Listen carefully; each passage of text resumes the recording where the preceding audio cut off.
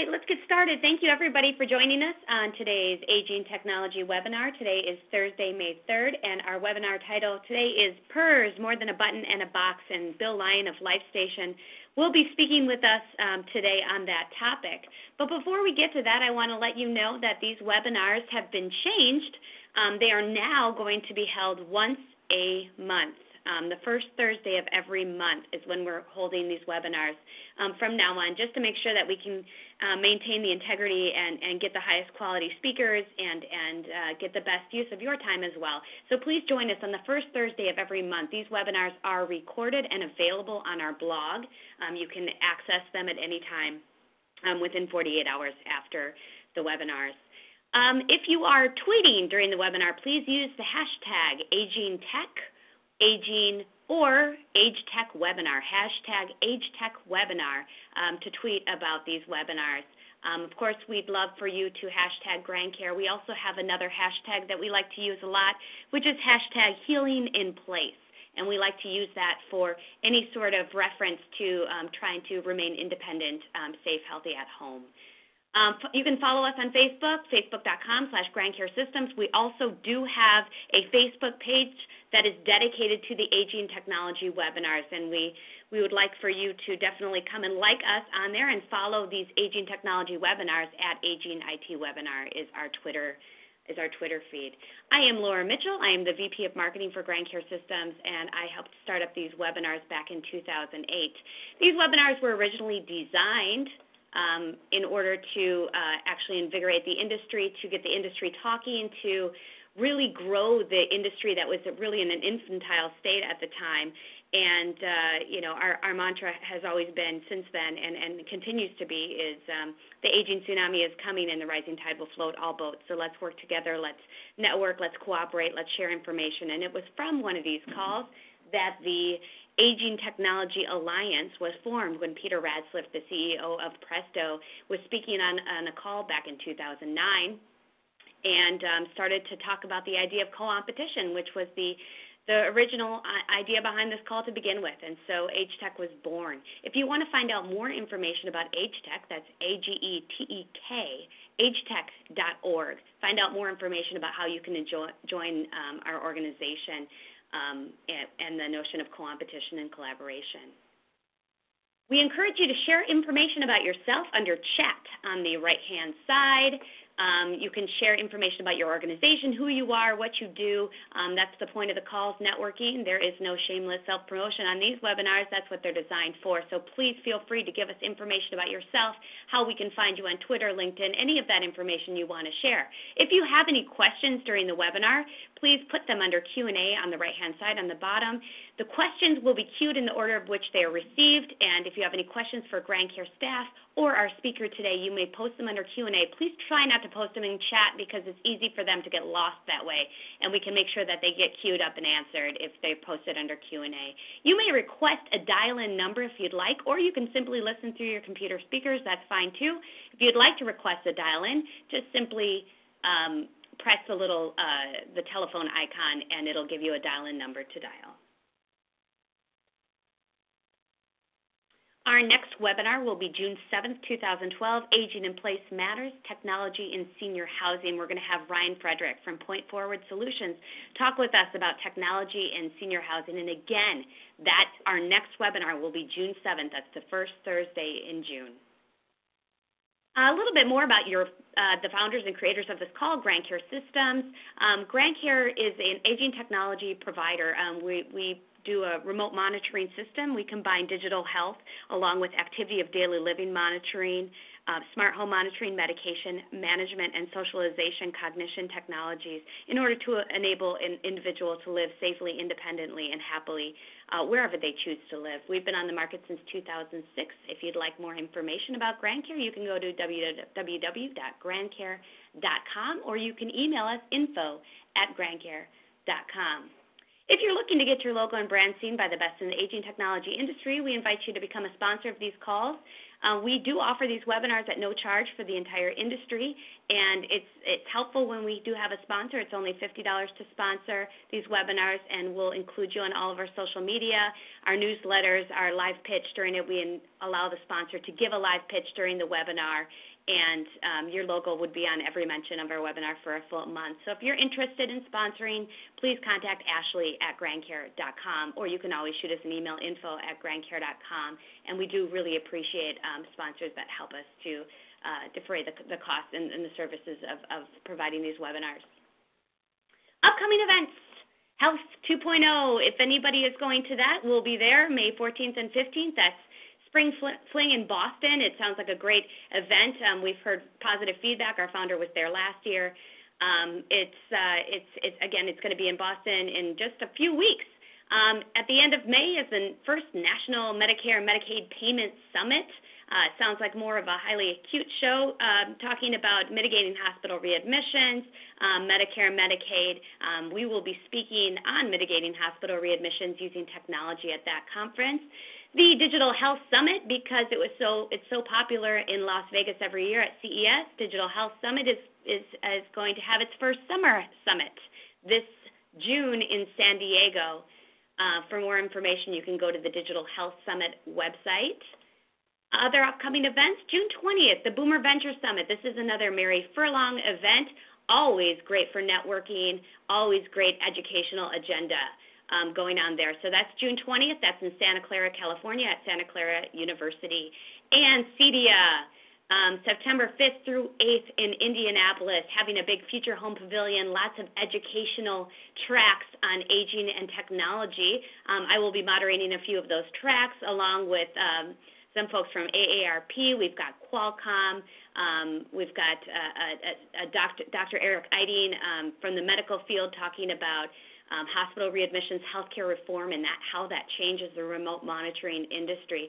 So it should be a very interesting event. If you're interested in more information about that, you can always shoot an email to info@grandcare.com, or you can check out CEDIA. There are sponsorship opportunities available for the future home, or you can simply attend to go for the educational experiences. And now we will get to what we've all been waiting for, our topic of our webinar today, which is PERS, More Than a Button and a Box, featuring our friend Bill Lyon of LifeStation. So just a little bit more information about the topic today. Personal emergency response systems, or known as PERS, have migrated from the understandable primary focus on chronic care consumers discharged to their homes that created this important business segment in the 80s, to an expectation that the systems will multitask between home, mobile, and environmental safety, plus those patient-centric services necessary to create multiple speed bumps to ever being classified as needing chronic care or worse, becoming institutionalized. PERS should be both a reactive and a proactive service solution. It is about taking control. It is about managing one's lifestyle to maximize independence. It is about family connectivity continuously, and not the PERS of the 80s that concentrated only on those most at risk and ignored the rest. It's about broadly engaging the majority population while serving the chronic care consumer. This is the Care Anywhere PERS services in the second decade of the 21st century. And who's going to speak with us today but Bill Lyon of LifeStation? He's the director, producer, and business development at LifeStation, a top 5 health service company. As the president of Isonic Americas and VP Corporate Strategic Business Development for 10 years prior to LifeStation, accomplishments included worldwide business development for their PERS brand family with a concentration on the successful launch in the Americas. His 7 years at Lifeline as the VP of Sales and Marketing from 86 to 93 were the strategically formative years when PERS became an important healthcare business channel, expanding from acute care to senior living, consumer direct, and at-home care segments.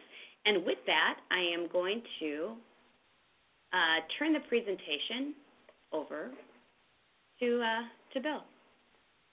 Well, thank you, Laura. And we can get the first slide up here. That'll work.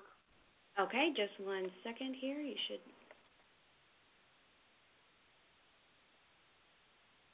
Okay, just sorry, just 1 second. I'm having trouble getting the slide over here.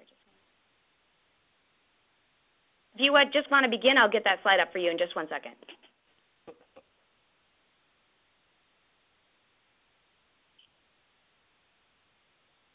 Well, happy Thursday to everybody as we get the first slide up. We're going to talk for about 30 minutes and then answer any and all questions that you may or may not feel compelled to have answered.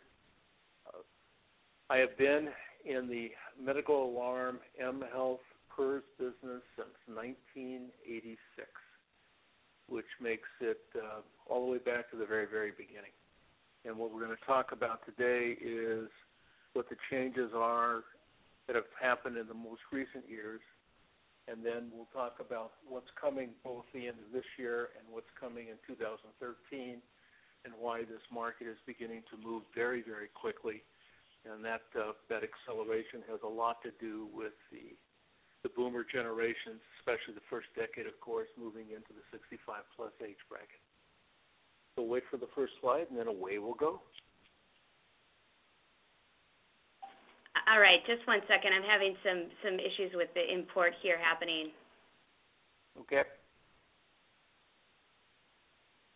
Okay. You know what I'm going to do? I'm going to go ahead and you're just going to have to tell me next slide because I'm having some trouble importing it. Just one second here.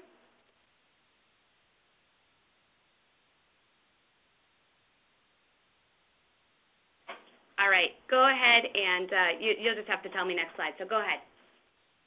All right, we'll look at the first slide up. There we go. Innovation anticipates business strategies recognize that change is difficult for most and absolute necessity for all. For about 30 minutes, we're going to talk about why care anywhere is a reality today and the expectations for services to put the next generations of PERS in the middle of the family healthcare connectivity. Why a button in a box will no longer be enough. Next. Okay, great. And Bill, can you speak a little bit louder? We're having trouble hearing you. Sure. All right. Next slide. Okay. I was VP of Sales at Lifeline from 86 to 93, as Laura commented. Those were truly the formative years when PERS moved from being a successful social outreach hobby to an important marketing program for healthcare facilities and adjacent businesses. That was rightly focused on the chronically ill and then the recently discharged. Those who fully understood that they'd be cycling back and forth with their doctors and with the hospitals. There are about 27 million people over the age of 65 in the mid-'80s, a generation that had been parents during the Depression and World War II, with psychographics that were very different from their children and their grandchildren, those boomers. That market dynamic has changed. Next. Boomers and their parents. It's a demographic flood. As Laura commented, it's a tsunami, but I would tell you it's a flood. It's here. It's not going away. This is going to continue for decades. People will live longer. They will progressively have more health care issues, especially the first decade boomers who still think they're Peter Pan with a few aches and pains added in. They have expectations for control of their life that are very different from the focused consumers in the 1980s. The generation gap, so visible in the 60s and 70s, is going to become more and more evident as we go through this current decade that we're in. Next slide. Because keep on trucking is not about finding a parking place. With these expectations for being in control of their independence, the chronic care speed bumps could become formidable. And no one has ever said that anyone is really looking forward to those last few months or years living in a nursing home or an assisted living facility. Next.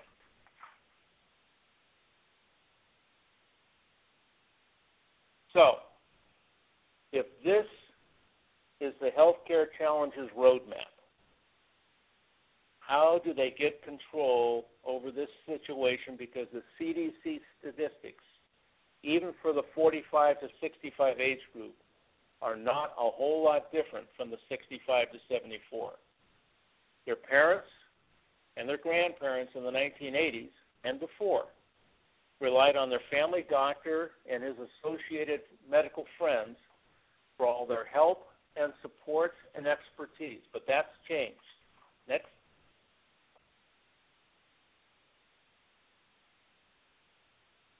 This isn't working very well now. How far out must we all plan for a next doctor's appointment to be scheduled? And then you have to get yourself there. Then you have to wait for a long time. Then you have to pay them for how many minutes that you actually even had with the doctor. Then you got to get back to your normal life. How is this consumer friendly? How could this possibly be a business model that's going to serve this decade and the next? By 2020, being independent will mean controlling all of the healthcare puzzle pieces. Next. And then one more, Laura. Thanks to Lori Orloff for this graphic. You cannot manage the two puzzle pieces on the right. The two on the left become challenging, and note that caregiving, supporting that independence, remains the hub that keeps these working together. Many boomers spend more years caring for their aging parents than they did as parents to their own children. There are 65 million caregivers in the USA today. 65 million. 36% of those, about 23 million people, are caring for a parent. 7 out of 10 are caring for a loved one who is 50 years of age or older. These numbers are not going to go down this decade or the next decade. Next. Those game pieces can also be explained as overlapping service markets, all of which enable and encourage independence. With this demographic flood, of course, this is a growth business in a down economy. Next. The pie, the business opportunity, and the community of consumer expectations is big today, on its way to enormous. 2/3 of all the people who have ever lived to be 65 are alive today. And the boomers have 20 years to all join that group.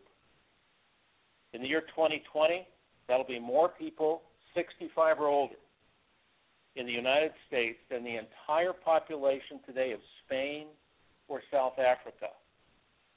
But greater numbers should not mean greater solution complexity. Next. We all think we're middle class and lead relatively simple lives. Products and solutions should not add complications, should not make daily living seem a chore, should not become more emotionally painful than the actual physical issues. Next.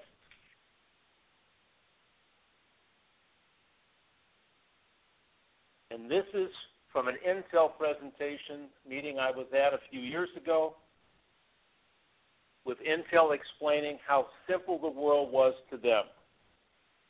But to the 65-plus individual, it's not so simple. That's why the old phrase about holes, not drills, is at the bottom of this slide. Services that are easy to understand and use without an engineering degree or without a lot of geek squad type help that is itself a message that you're really not at all as independent as you think you are. This is way too complex going forward for the world we're all going to be living in. Next. Apps are great. Choices are great. In the years when your site is not that good and not getting better, and your dexterity pretty well matches your site, it's not very good and it's not getting any better, getting a timely and appropriate response through an app is going to be easy how? Automatic is easy. Quick access during a moment of chaos should be intuitive. Having to think about what to do is improbable during any personal chaotic event that could happen, from a fall to a heart attack to a stroke to a moment of true confusion. Next. So, making healthcare convenient and easy to access is really already here. That trend is very, very clear. The major retailers saw the demographic flood coming and did not want to share their customers with others for any reason. Is this really the return, then, of the doctor's visit to your home electronically and only at your invitation? I would suggest that answer is probably yes. Next.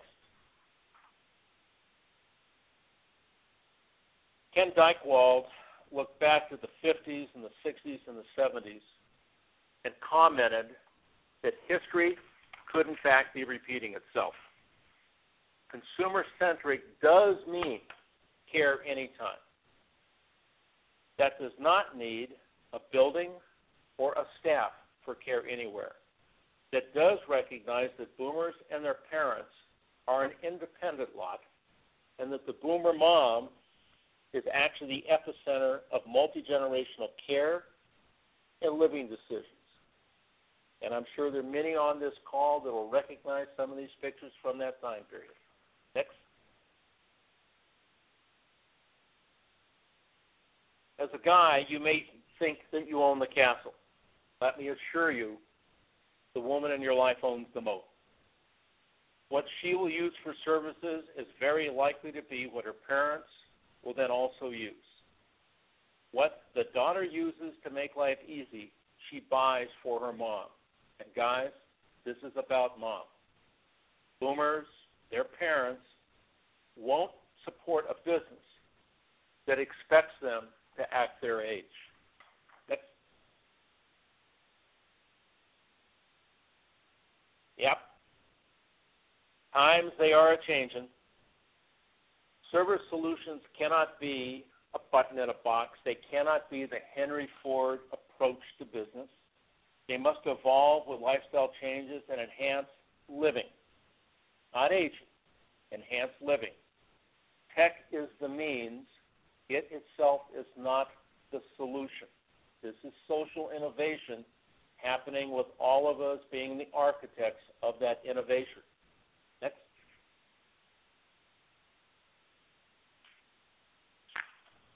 Next generation, 2012, 2013.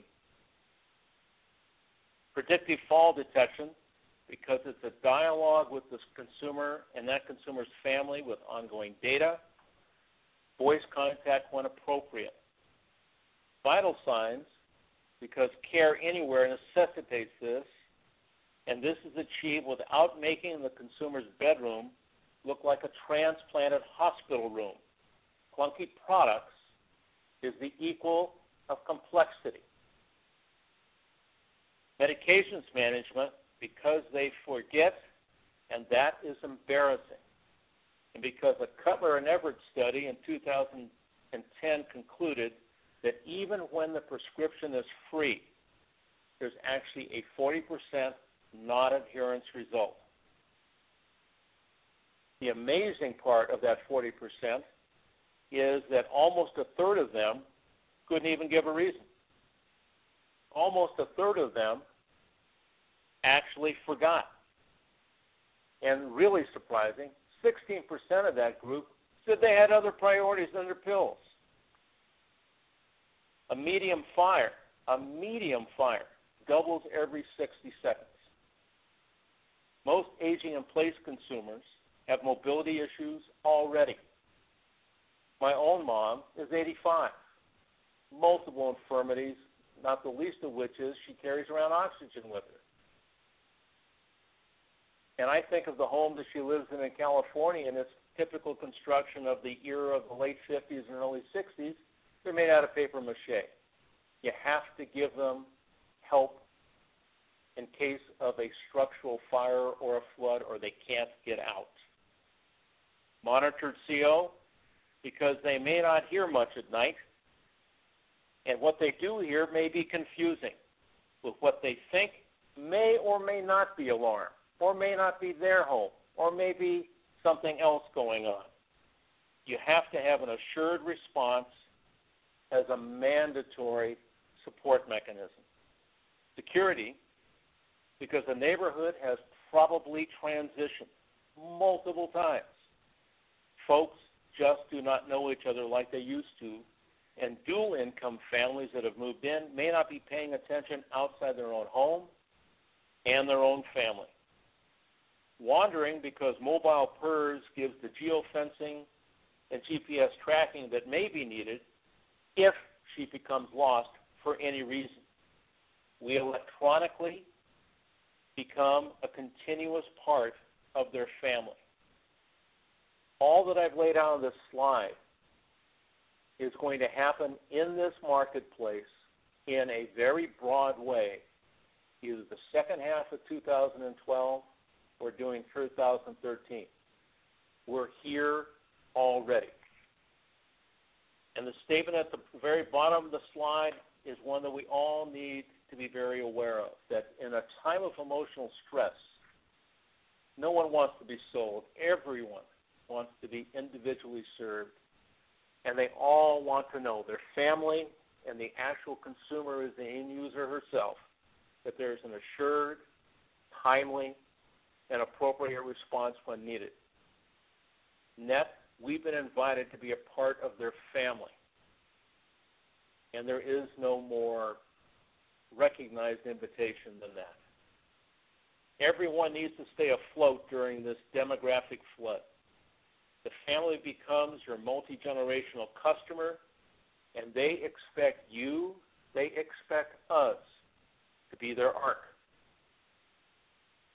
Pay attention to the comment from Hamel and Prahalad at the bottom. And I'll give you one of my favorite phrases to close. If you're not the lead dog, the view never changes. Questions? Laura? All right. Let me go ahead and go back here to the... All right, so I do see that there are some questions here, so I'll just start asking those of you, and you can go ahead and answer those. First of all, there's a question, are these systems covered by Medicare and Medicaid? There are 35, let me step back for a minute. There are more than just PERS systems involved in this as we're going forward. There are Medicaid waiver programs in, I believe, 35 or 36 of the 50 states today. Those Medicaid waiver programs will pay for anyone who's Medicaid eligible with a DocRite and an RX. The challenge is going to be there are some key states in the last couple of years who have lost budget funding for their Medicaid waiver programs. So you got to check with each state. But the fact of the matter is, yes. Medicare. There is a change in Medicare that is in the midst of happening. About a month and a half ago, systems like these were approved to be used with Medicare Advantage programs as part of the way Medicare Advantage would offer services. And I know of two insurance organizations that have begun to offer, I believe as of this month, based on that. And this is very, very recent. We believe, based on those we've talked to in the Medicare community, as much those who are influencing Medicare as those who are making the decisions, that this is going to happen relatively quickly. Recognize federal government relatively quickly is not what business thinks is as quickly.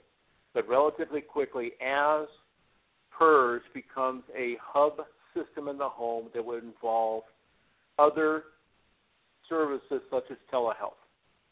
So if you've got the way to have telehealth going through a hub, and you're going to find there are a lot of people out there like GrandCare that have telehealth already happening, that will in fact end up having some level of coverage going forward. And there's lots of intelligence that says that's going to happen. My personal opinion, and I'll just give you that as a personal opinion, anything major of note is not going to happen until the presidential election is over. It really doesn't matter which party wins. Either one of them is going to have to face this flood and do something about it. And all of the discussions that we're privileged to say that is going to happen.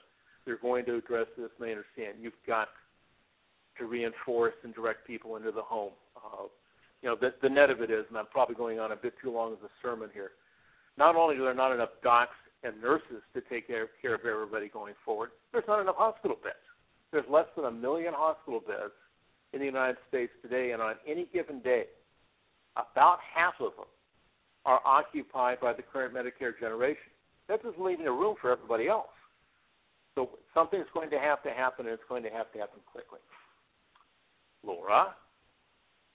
All right, the next question is, on one of your slides it said that senior and caretaker are not optimal terms. Do you have some recommended alternatives? I don't have any great terms. All the marketing seminars I go to, the blogs I'm on, and all that goes with it have been very, very clear, probably now for the last 5 years, if not the last 10. Anything that smacks of golden years means that somebody's either blind or doesn't understand what's going on. There's nothing golden about getting old.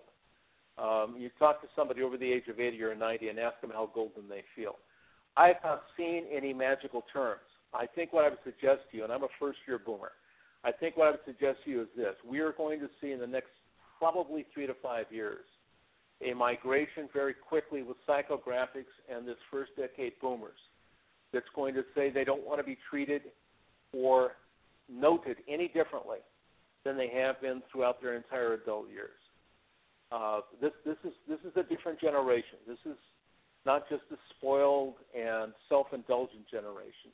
This is a generation that was in the midst of enormous social change, and therefore caretaker, senior, golden years, and all that goes with it, all that smacks of my grandparents, not even my parents, but my grandparents. So the short answer is I don't have a better term for you yet because I've not seen what I'm in love with.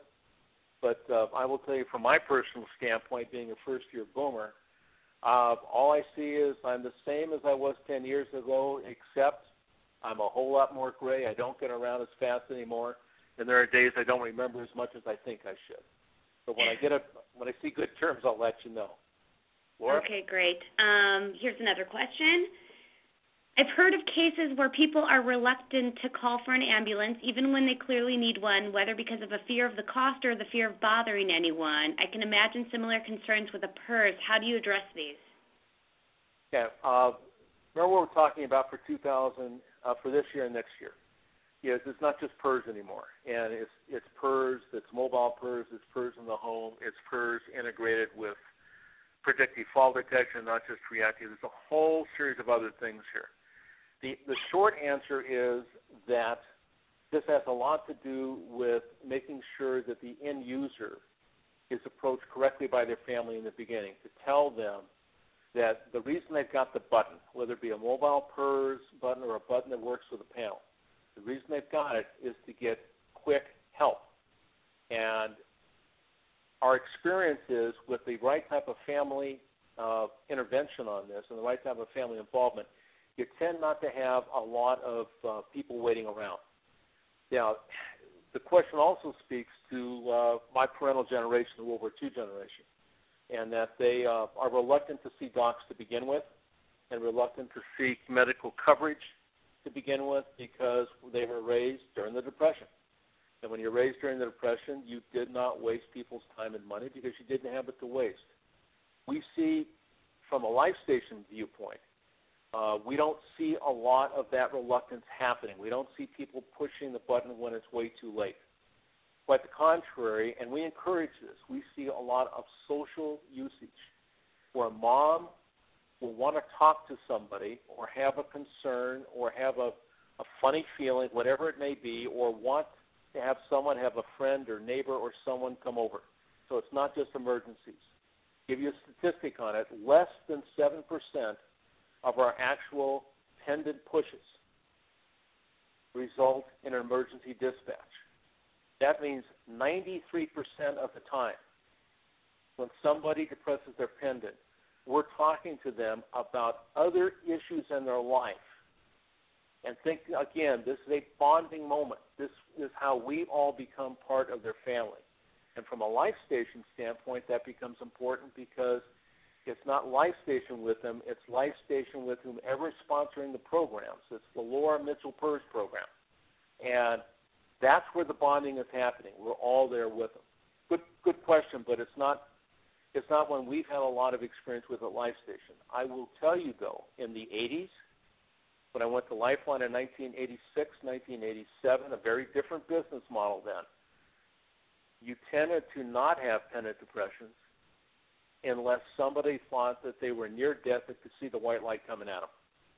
And that was really disturbing because even a fast, timely, and appropriate response was probably going to be too late. But that's the 80s. That's a different time period. Ma'am? The Laura Mitchell PERS program, that has a ring to it. I like it. Okay, here's another question. Do these systems need to be FDA approved? No, not yet. FDA has never been involved in the actual core PERS business, nor are they involved in mobile PERS at this point. If you're involved with telehealth, that's a whole different story. Telehealth logically should have some FDA intervention. There have been moments in the last 2 or 3 years where the FDA committees have talked about, and you can find their notes on these discussions online pretty easily, but they're not involved with PERS as it is today or as it is with mobile PERS today. Again, when telehealth is integrated fully with a mobile PERS hub or in other ways where PERS is involved with telehealth connectivity, that's going to be a different game. They're going to have to be involved because now you're dealing with extreme privileged information, and one has to be very careful about that. Ma'am? All right, here's another one. Can we buy a mobile PERS watch or a mobile device today? Sure. There are at least 12 to 15 mobile PERS devices on the market today. Part of my responsibility at LifeStation is product development, looking at the strategic products we're going to source for use, for services coming this year and next. Let me step back for a minute. LifeStation, as a business model, sources the best worldwide. We don't make products. We look for whatever is going to be cutting edge that can actually provide a demonstrable benefit for someone and then incorporate it into our service. So I have on my desk in the office probably 6 different devices today I'm testing, all that can be purchased in retail. The good news is that they're out there and available. The bad news is on a number of them that they're frightfully expensive. And frightfully expensive means I've talked to at least 2 vendors and told them that they're going to price themselves into a market niche where there's 4 people in the United States that will pay for it. Because recognize, well, mobile PERS, it's essentially a GSM or CDMA phone with some other special things put into it that has been miniaturized down to a pocket size so that someone can carry it with them. The best I have seen for operability are ones that are small enough that can not only be easily be put in a pocket, but can be easily put on a key ring, about the size of your typical car key fob these days, smaller than the key part, like the upper part of a car key fob, or the key fob that you would use for your home security system if you had one. And that's really an optimal size because mobile PERS, whether it be a watch or a pocket application, are the sorts of devices that are only good if you got them on you. And, of course, you're going to have some added cost involved because now you're talking about cellular minutes, although not many. So this is not like buying a cell plan for your iPhone or your Droid smartphone. This is a much, much less costly situation when you're carrying one of these. And I would also caution you that I've seen a couple and talked to the manufacturers, the producers that did these, that were apparently designed by a 28-year-old who had not talked to his grandmother in about 50 years because the complexity they put on them was stupefying. So let me step back and explain what I mean by that. My mom's 85. My mom is a retired high school teacher in Cupertino, California, and has 2 different Macs that she uses, is very actively involved in a number of organizations, including her church, still teaches adult ed for California history. Last Christmas, she asked for an iPhone. You got to ask yourself, at least I did, what in the world is she going to do with an iPhone? Well, it comes down to social acceptance in some of the groups she belongs to. This is considered to be high tech. So she got an iPhone for Christmas. In February, she went to a convention. She phoned me the day before she left to ask me how to turn it on. Now, this is a woman who has palsy in her hands, meaning her hands shake, and her eyesight has been going for years. So she really has to look closely, even with her current prescription for glasses, to make sure she understands what she's seeing. She doesn't do details well.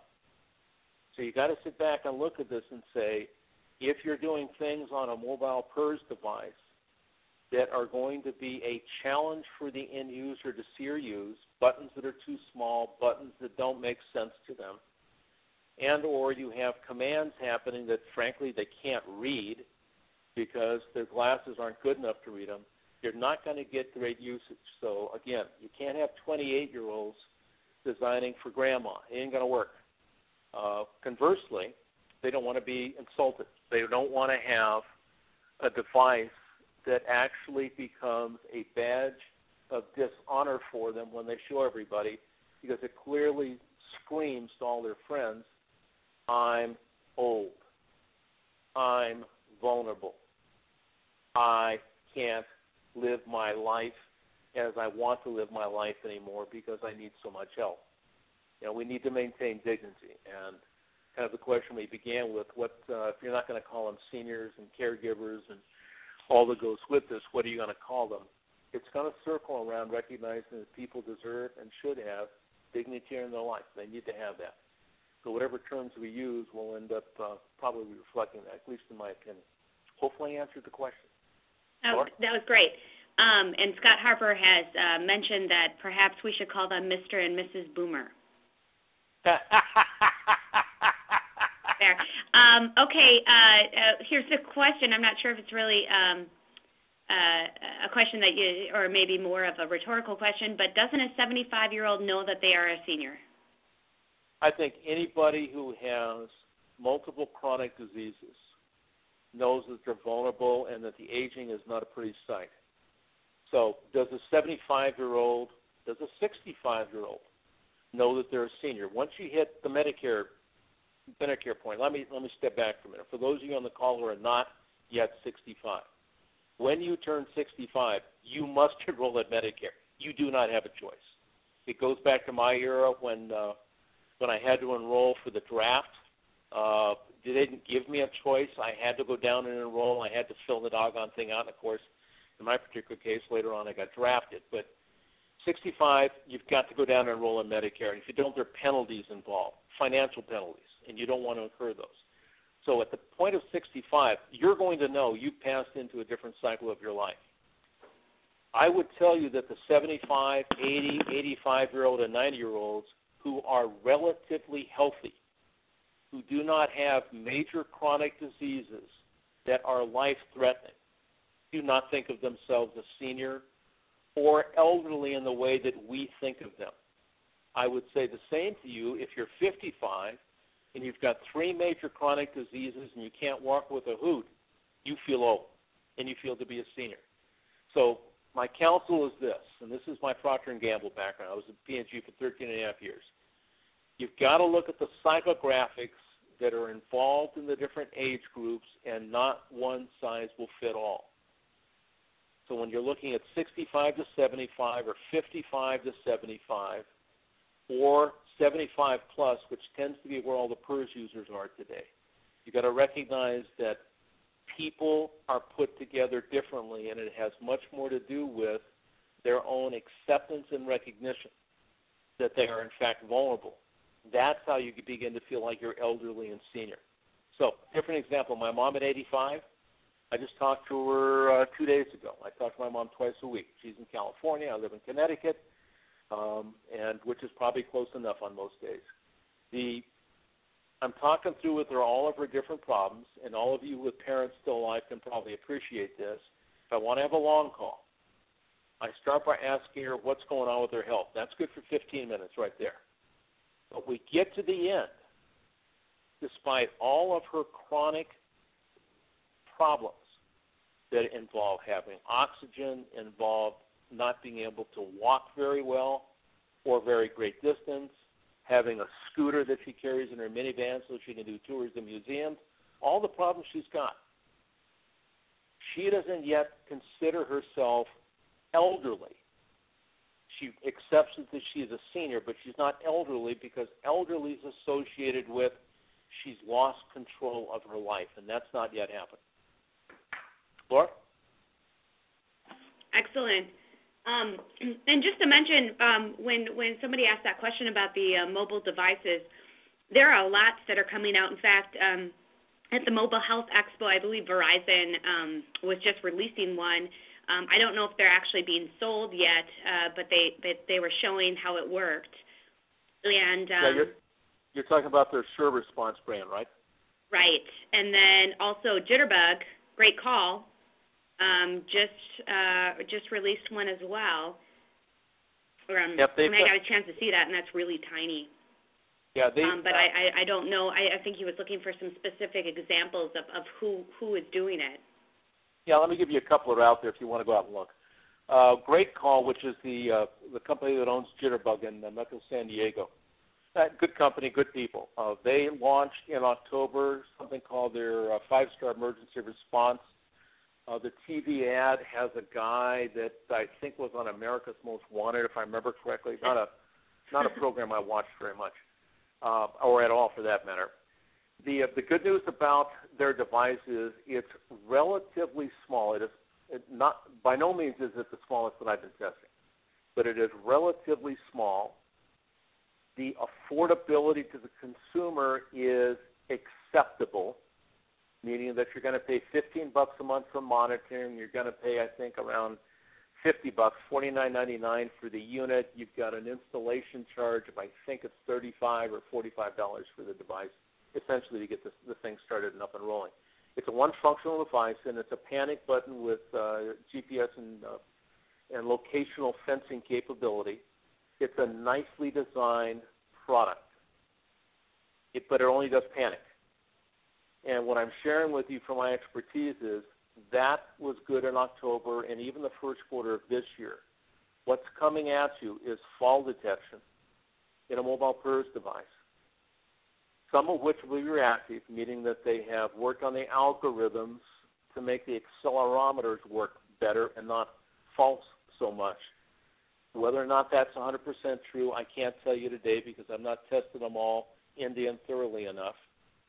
The generation after that, and it's here now, it's available now, but not on the wide market, is predictive fall detection, which is going to measure gait along with a couple of other vital signs that are related to gait, and then call the end user if something looks to be out of sync, to tell them that, essentially it was my mom, you probably need to sit down and rest a little bit because it looks like you're going to have a fall. And my mom had a fall last week, which is something we talked about for way too long a time. There's a third generation on that coming that I have actually seen in its beta pilot in Virginia, which is predictive fall detection in a mobile PERS device about the size of an iPod Nano, very small, that takes gait, will take between 3 to 5 other vital signs in combination, and will compare them against a norm database of millions of people that are similar to the individual. The challenge on that product is going to be that comparison is made by IP, not by GSM or CDMA. So you've got to have an IP-enabled device. There's obviously going to be some cost associated with that. The good news is you're going to have less false indications that someone may be vulnerable for some sort of chaotic fall, because now you're going to be comparing it not just against their own vital signs, but against a community norm that says of like people what could happen with them. So this is 2013. This is not that far away. We're all on top of this. So when I look at technology, what I'm seeing in technology today reminds me very much of back in the early days of all the Microsoft software when you went from 3-point-something to something, that eventually you got to XP, and then software was changing about every year. When the technology in our aging-in-place business is moving now at about that same speed, there's that much interest because everyone sees the same flood. and everyone wants to be either on the ark or own the ark, one of the two. Laura? All right. There is another question, too, and actually it's directly related to what you were just talking about. Someone was asking if you have any recommendations for maybe not fall prevention but fall detection as far as what products are out there. I mean, I know some that are doing it. What products are out there that are currently doing fall detection? Sure. Let me do that. And then next sure we talk about Mr. Siegel has a question about PSAP and added integration. We ought to talk about that, too, because it represents what he's doing, but it also represents the importance of response.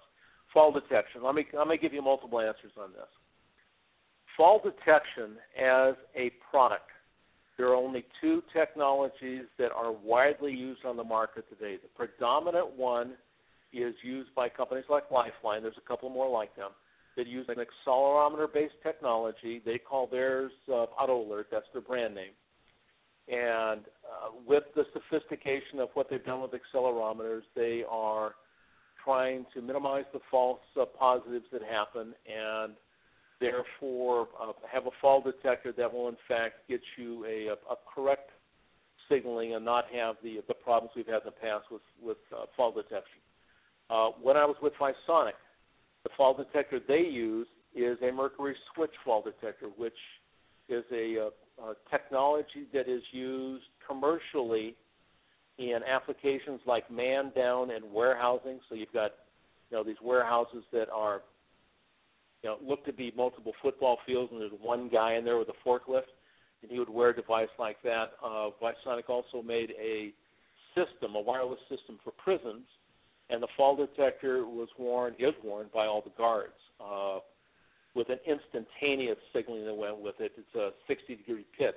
And, of course, that's because if somebody goes down in a prison, it's probably not because they stumbled and fell. It's probably because something else is going on there that's going to need a very, very fast response. There are lots of people in prisons that are not very nice.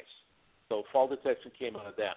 Those are the only two types of fall detectors I've seen anywhere in the world, and my Visonic experience included everything that was going on in the EU and the former Soviet Republic states. That's a different part of Western Europe, as well as some fairly progressive things happened in Scandinavia, and was also very involved in APAC, Asia Pacific, with what was happening in Japan, what was happening and about to happen in South Korea, what was already happening in Australia, New Zealand, places like that. China and India were the two biggest population bases. There's just not much going on because the societal support there for these types of solutions has yet to happen. So fall detection, there's two different types of reacting fall detectors today. The issue is going to be with any of them. That if you think the individual fall detector by itself is enough, in my judgment, you are fooling yourself. So an effective fall detection system would not only have someone wearing a fall detector, it would have other types of devices in the home, like wall buttons, wireless wall buttons that are mounted 2 to 3 feet off the ground wherever there may be slippage, the bottom of a stairs, in a bathroom because you're going to have falls that happen in a bathroom because of tile, in a kitchen or an entryway where you're going to come in and you've got wetness going to happen where people can slip and fall, because you need them to be able to get help somehow. And they also, frankly, in my judgment, need to have someone give them some fairly good in-service on the home basis, the family now, about how to do things in the home that help them prevent threats. I mean, some of the obvious stuff. My mother at 85 should not be having throw rugs in her entryway. I've gotten rid of those. I hid them. My mother at 85, and she's got a fall problem. My mother at 85 should not be in a position where she is trying to climb on stairs to get things out of cabinets. That's asking for trouble. My mother at 85, with her cords that she carries for her oxygen, should be educated better on how to stay away from the cords so she does not fall. So current environment today is very, very reactive. Environment the latter half of this year will be predictive based upon individualized vital signs monitoring. And you'll begin to see that probably happening in the fourth quarter as far as product launches. In 2013, you're going to see that, and it's going to migrate into a much broader vital signs capability. So within the next year and a half, we're going to see some very significant progress. And if you're at all aware of falls, and I'm assuming you are or you would not have asked, the CDC sorts of data on fall detection is that 1 out of 3 adults over the age of 65 are going to fall each year. That's a heck of a big number. And it is the leading cause of injury deaths for people over the age of 65. So we need to do something. And I would suggest to you as well, there's one other part you've not asked about but is aligned to this, and that's effective medications management. Effective medications management is not giving them a plastic pill box that has the days of the week on there so that they can remember what day it is. Give me a frickin' break. Again, my mom. My mom's taken 9 pills today. 9 pills a day. I have never experienced my mother being able to tell me what more than 5 of them were actually for, nor can she tell me does she take them with or without food. Does she take them morning, noon, and night? You know, what's the PRN in this thing? It's just too doggone confusing. So you've got to give them enough help that helps them management. Ultimately, the only good medications management system is going to be one that sees them put it in their mouth and swallow. That's coming. There is technology as of last year that you can coat pills with that will essentially send off an RFID type signal and tell you that it's happened. But that's probably multiple years from being commercialized. But that's, you know, it all goes together. Medications management and fall detection are unfortunately a connected situation that we're not managing very well today. Ms. Laura? I wanted to also mention that Charlie, the founder of GrandCare, has said, excellent presentation. I want to have a beer with Bill. We can sit and complain about all those wet behind the ear programmers. I like Charlie because Laura and I were at the CES show, and I was part of a webinar at the Silver Summit, and that was one of my complaints there, is that you look at it, these 20-year-old programmers, I'm thinking, what in the world are these guys thinking? But the fact of the matter is it's a different generation, and they have different expectations. Want to talk about PSAP and Mr. Siegel? Absolutely. Let's make that our last question. There's some additional questions on here that we didn't get a chance to address today. But if Bill, you want to give a shot at some of these questions after the webinar, or we can also take a stab at them too. Lead me through. I'm on your time, so I'll answer anything you want me to answer. Okay, go ahead and answer the first question that you were going to answer. Henry Siegel asked about PSAP and routing and all that goes with it. Henry's question is about, if you're not familiar with PSAP, it is overly simplified. It is the way through signaling that you align your signaling with the right localized 911 or similar services. And that's extremely important from a monitoring center standpoint, because you want to make certain that you, when you get a signal in, especially from a mobile PERS, that you're not only getting locational data, of course, being, depending on the carrier you're using, the type of product you've got, you could be within feet, or it could be like your car navigation system. You're within a block. Well, that's not very good if somebody's not doing well. But PSAP gives you the ability then to load up whatever the correct response is going to be from the most relevant type of emergency response that you could have. And Mr. Siegel and I have been talking over the last month or two about what he does and how we might be able to do something together, because I am 100% convinced that because the 911 system needs a lot of help in the United States, that you need to have whatever is most current. So let me give you, again, an editorial judgment on this. I've been around 911 since the very beginning. And the very beginning when I was with Lifeline in Boston was scary. because 911 would get clogged. They'd get back up on calls. And they're not the friendliest group that you've ever talked to in your life, because give them a break. They get a lot of harassment from the general public that's just not necessary. They're there for a service to help, and sometimes they're not treated as well as they should be. But I remember in the late 80s, early 90s, and when I was with Lifeline, some of the complaints in Boston being that they were getting tourists calling 911 for recommendations on restaurant or even driving directions on how to get somewhere, Paul Revere's house or something like that. And what I'm sharing with you is we need the best possible data in front of us as a monitoring station so that we can dispatch quickly and appropriately. And a great PSAP software system gives us that. So as most of you already know, you don't have a lot of time in a response. On average, if you have a heart attack, on average you've got about 10 minutes because of blood depletion and what happens with the oxygenation of the brain. You don't have a lot of time. And if you don't get to them quickly enough, showing up too late is just inappropriate. So we've got to have that ability to get people there quickly. Frankly, even with fall is one of the questions we had earlier. If you allowed someone to fall and not have the appropriate response for an extended period of time, let us say it's hours, you're going to have some major problems. And there are formulas to predict how long someone's going to live after a major hip injury. And that's unfortunate because we can do better than that.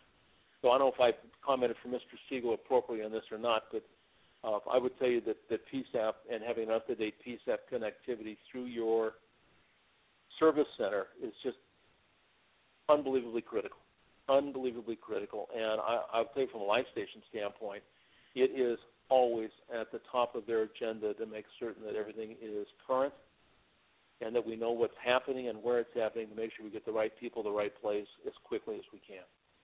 So hopefully, Henry, I answered that or at least commented on correctly.